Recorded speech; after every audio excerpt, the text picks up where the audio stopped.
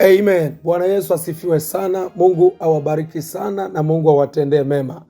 Mbele yako ni mtumishi wa Mungu Prophet Yohana Mwanisenga kutoka Dar es Salaam, Tanzania, hapa Ukonga. Nataka kukuambia kwamba tarehe 29 mwezi huu wa 3 tutakuwa na kongamano kubwa la kimataifa, kongamano la maombi ya kimataifa. Kongamano ambalo litafanyika hapa kanisani kwetu Nuru ya Uzima, Dar es Salaam. Kongamano hili Mungu amenipa ufunuo, ni kongamano litaitwa kongamano la maombi ya Paulo na Sila. Kwa nini maombi ya Paulo na Sila? Biblia inasema Paulo na Sila waliomba kwa imani na milango ya gereza ikafunguka. Maana yake nini? Kwamba Mungu amenipa ufunuo wa kuinua kizazi cha mashujaa wenye imani ya kuomba mpaka majibu yakapatikana bila kutegemea imani ya mtu mwingine.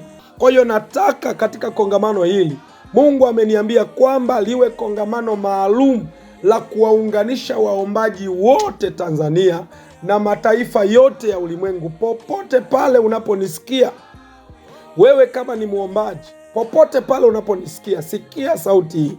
Umefika wakati wa Mungu kuinua kizazi cha waombaji ambao hawatategemea vitu vyovyote katika imani yao. Watategemea nguvu ya imani katika kuomba na kuleta matokeo katika ulimwengu wa roho yatakayoonekana katika ulimwengu wa damu na nyama. Kwa hiyo tarehe 29 mwezi huu wa 3 tutakuwa na kongamano ambalo litaitwa kongamano la maombi ya Paulo na Sila.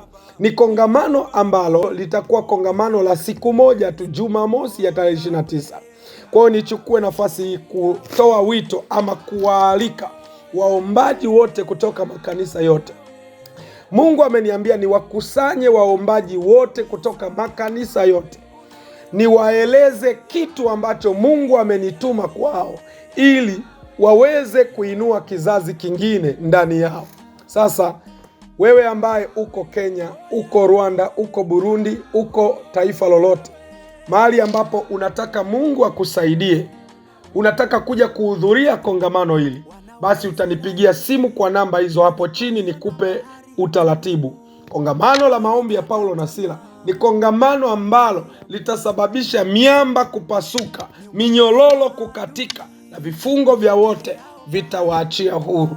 Kwa hiyo kama una magonjwa sugu, kama una mateso ambayo umezunguka kwa wachungaji na watumishi wengi umeombewa ujapona, njoo kwenye maombi ya Paulo na Sila. Ni maombi ambayo Mungu atakupa uwezo mwenyewe wa kuomba kwa imani mpaka kufunguliwa vifungo ambavyo uko navyo, nami nikikuongoza hatua za imani.